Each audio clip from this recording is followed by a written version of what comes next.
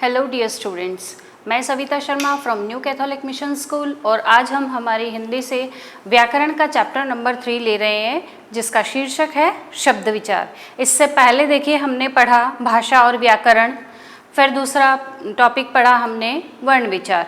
हम सब ने देखा कि भाषा की सबसे छोटी इकाई जिसके और अधिक टुकड़े ना किए जा सके उसे हम क्या कहते हैं? वर्ण कहते हैं। और उन वर्णों को जोड़कर सार्थक अर्थ वाले जब समूह को हम क्या कह देते हैं? शब्द कह देते हैं। ऐसा एक समूह जिसको जोड़कर जब हम देखें तो उसका कोई सही अर्थ निकले, है ना। यानी कि मुख से बोलते समय हम जिन ध्वनियों का सहारा लेते हैं वो क्या कहलाती है? वर्ण। और उन वर्णों को जोड़कर या मेल करके जो समूह बनता है उसे हम क्या कहते हैं? शब्द कहते हैं। और हर एक शब्द का अपना एक अलग अर्थ होता है, अपना एक सार्थक अर्थ होता है ना। तो कहते हैं कि वर्णों का संयोग से बना एक ऐसा स्वतंत्र सार्थक ध्वनि समूह जो वाक्य में प्रयुक्त होकर हमारे भावों को दर्शाता है। यानी कि जब हम कोई उस शब्द पर्टिकुलर शब्द को बोलते हैं तो क्या होगा? उससे कोई अर्थ निकलेगा जिससे हम सामने वाले की भावना को समझ सकते हैं, है ना। जैसे मैंने कहा हंसना, एक शब्द बोला हंसना, इससे समझ में आता है कि सामने वाला प्रसन्न स्थिति में है। मैंने कहा रोना, इसका मतलब क्या है? सामने वाला व्यक्ति दुखी है। यानी एक पर्टिकुलर शब्द को बोलने से ही सामने वाले के हाव भाव का हमें समझ में आने लग जाता है। शब्दों का वर्गीकरण मुख्य रूप से 5 आधार पर किया जाता है। यानी कि अलग अलग आधार पर शब्दों का वर्गीकरण हुआ है ना। तो सबसे पहला आता है उत्पत्ति या स्रोत के आधार पर, फिर दूसरा आता है रचना या बनावट के आधार पर, फिर है प्रयोग के आधार पर, फिर है अर्थ के आधार पर, फिर व्याकरणिक प्रक्रिया के आधार पर। देखिए हम सबसे पहले लेते हैं उत्पत्ति या स्रोत के आधार पर। यानी कि उत्पत्ति या स्रोत के आधार पर भी शब्दों के मुख्य रूप से कितने भेद है? 5 भेद है। पहला तत्सम, तद्भव, देशज, विदेशी और संकर शब्द। ठीक है, ये 5 कुल भेद हैं जिसमें सबसे पहले अगर हम तत्सम शब्द लेते हैं तो तत्सम शब्द हम उन्हें कहते हैं जो संस्कृत से लिए गए शब्द हैं और उनको एज इट इज भाषा में प्रयोग किया जाता है ना।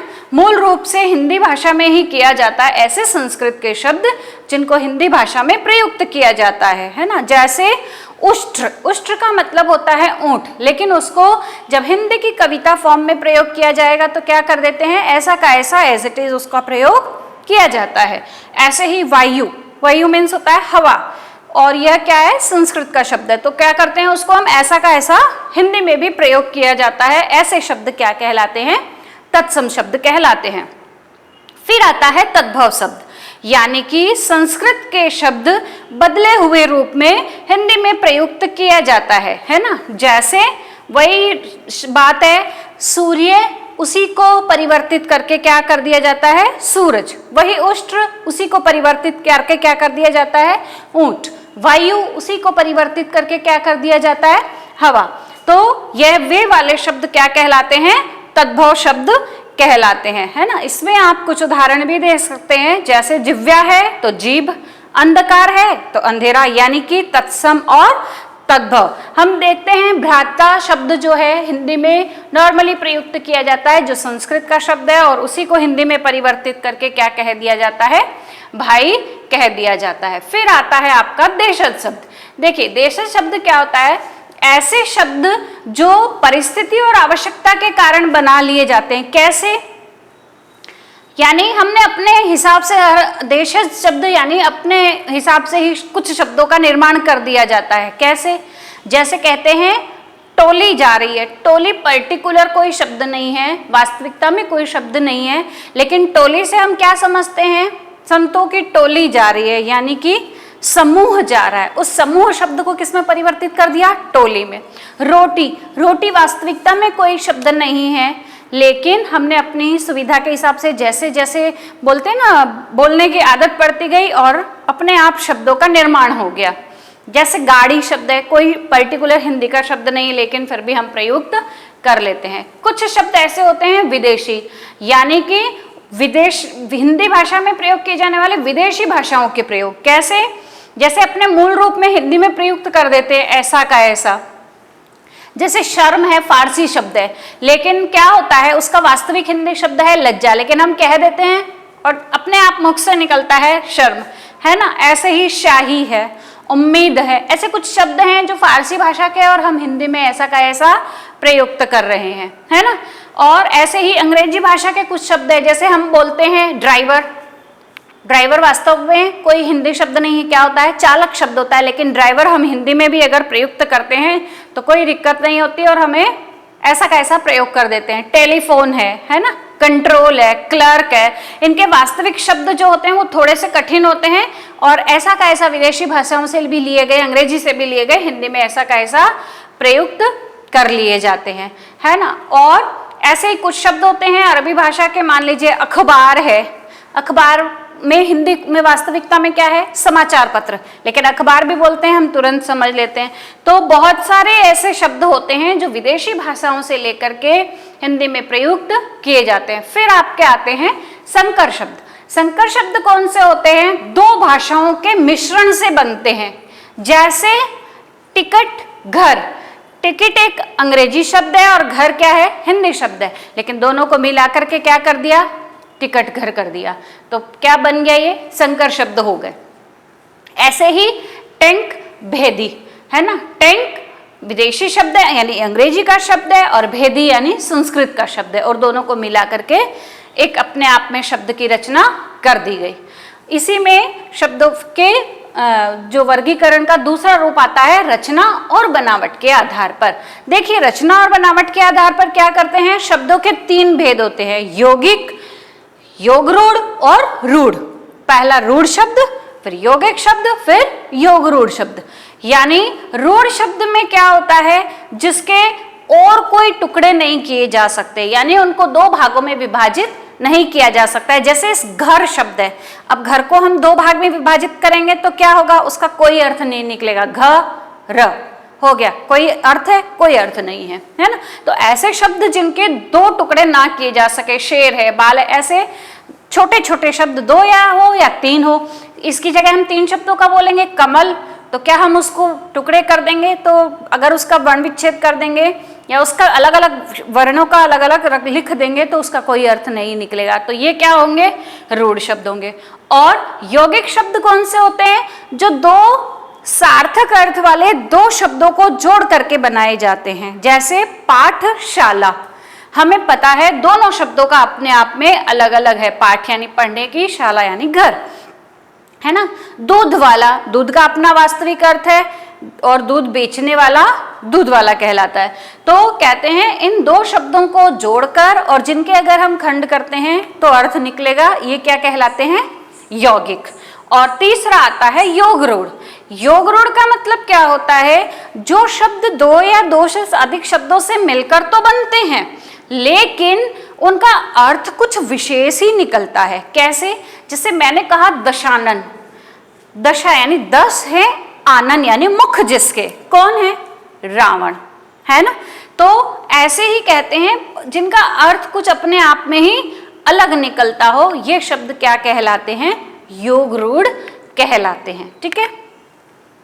फिर आता है तीसरा, इसका भेद है प्रयोग के आधार पर। प्रयोग के आधार पर शब्दों के कितने भेद बताए गए हैं? दो, सार्थक और निरर्थक। पहला शब्द आता है सार्थक। सार्थक में क्या होता है? जिन शब्दों का कोई निश्चित अर्थ होता हो। इसका मतलब क्या होता है? निश्चित अर्थ यानी प्रॉपर हम उसका अर्थ समझ सकते हैं। जैसे विद्यालय, हमें पता है विद्या का आलय, पढ़ने का मंदिर, ये क्या हो गया? विद्यालय, है ना। तो ये कौन सा हो गया? सार्थक शब्द। और निरर्थक यानी जिसका कोई अर्थ नहीं होता लेकिन फिर भी शब्दों का प्रयोग किया जाता है। जैसे रोटी वोटी, खाना वाना, दाल वाल, यानी अपने मन से, या कह सकते हैं ये खटखट हो रही है। खटखट का कोई अर्थ है? कोई अर्थ नहीं है, लेकिन फिर भी हम उसको समझ जाते हैं कि अच्छा ये नॉक नॉक करने को किस कहा जा रहा है? खटखट। फिर आता है आपका अर्थ के आधार पर। अर्थ के आधार पर भी शब्दों के कितने भेद बताए गए हैं? 5। देखिए, एकार्थी, अनेकार्थी, पर्यायवाची, विलोम, श्रुति संबंधार्थक और अनेक अर्थों के लिए एक अर्थ। एकार्थी में क्या होता है? जिसका पर्टिकुलर एक ही अर्थ निकलता हो, या शब्दों का प्रयोग एक ही अर्थ में किया जाता है, यानी एक ही शब्द को एक ही तरह से प्रयुक्त किया जाएगा, उसका कोई दूसरे रूप में प्रयोग नहीं होगा। कैसे? जैसे सांप है, सांप का मतलब सांप ही होता है, स्नेक ही होता है, उसका कोई दूसरा अर्थ नहीं है। मैंने कहा प्रणाम, यानी कि किसी का चरण स्पर्श करना या किसी को अभिवादन करना क्या कहलाएगा? प्रणाम कहलाएगा। इस शब्द का कोई दूसरा अर्थ नहीं होगा, है ना। और अनेकार्थी में क्या होता है? जैसे शब्दों का प्रयोग अनेक अर्थों में किया जाता है। कैसे? कर यानी हाथ, है ना, कर का पर्यायवाची क्या है? हाथ है। और दूसरा कर हम किसे कहते हैं? टैक्स। जो हम टैक्स भरते हैं उसका मतलब भी क्या होता है? कर, यानी मुझ पर इतना कर लगा, या मैं सालाना इतना कर सरकार को भरती हूं। तो ये क्या है? दो अर्थ हैं अलग अलग, है ना। अंबर यानी क्या होता है? आकाश भी होता है और वस्त्र भी होता है, यानी हमें वाक्य को देखकर, परिस्थिति को देखकर उस शब्द का अर्थ समझना होता है। ये होता है अनेकार्थी शब्द। फिर आपका आता है पर्यायवाची शब्द। पर्यायवाची शब्द हम सभी जानते हैं, ऐसे एक ही शब्द के अनेक अर्थ होते हैं, एक समान जिसका अर्थ होता हो, है ना। जैसे घोड़ा का दिया हुआ रहता है अश्व है, घोटक, है ना। तो क्या होता है? अलग अलग शब्द दिए रहते हैं एक ही शब्द के समान अर्थ वाले। फिर आपका आता है विलोम शब्द। विलोम शब्द में क्या होता है? जो शब्द एक दूसरे के विपरीत अर्थ देते हो, यानी कि उल्टा अर्थ देते हो। जैसे रात का दिन, मोटा का पतला, सुबह का शाम, भाई का बहन, ये सारे क्या हो गए? विलोम शब्द हो गए। फिर आता है श्रुति संबंधार्थक शब्द। ऐसा क्या होता है? जो ऐसे शब्द जो सुनने में तो लगभग हमको एक ही जैसे लगते हैं, लेकिन क्या होता है? अर्थ में वे भिन्न भिन्न होते हैं। जैसे प्रसाद यानी कि कृपा, और प्रासाद यानी महल, यानी प्रसाद और प्रासाद दोनों में जब हम प्रोनाउंस करेंगे, उच्चारण करेंगे तो लगभग एक जैसा लगेगा, लेकिन लिखने में थोड़ा सा डिफरेंस होगा, जिसके कारण उसका अर्थ भी बदल जाएगा, है ना। फिर आता है अनेक शब्दों के लिए एक शब्द। अनेक शब्दों के लिए एक शब्द कौन से होते हैं? ऐसे शब्द जो अनेक शब्दों के स्थान पर प्रयोग किए जाते हैं।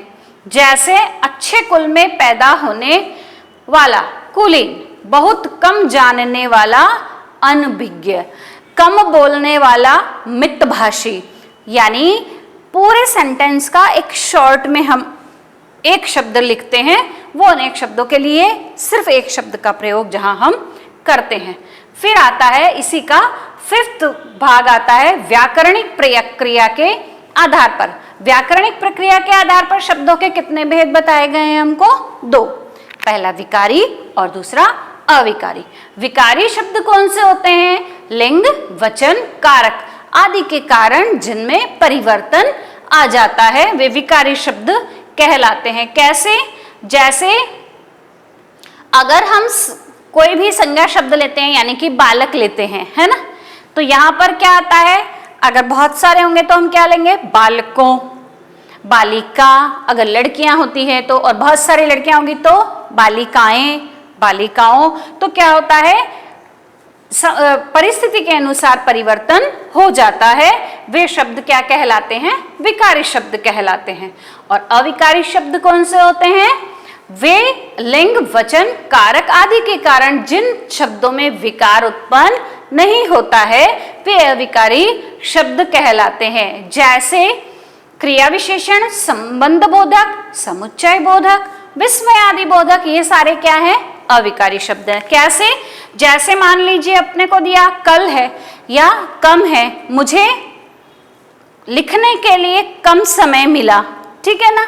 अब इस कम वर्ड में हम कोई भी परिवर्तन नहीं कर सकते, कम यानी कम ही होगा। या फिर मैं कल स्कूल जाऊंगी, तब भी हमने कल लिया, और हम कल स्कूल जाएंगे, यानी कि प्लूरल हुआ, बहुवचन हुआ, तब भी उसमें कोई परिवर्तन नहीं हुआ।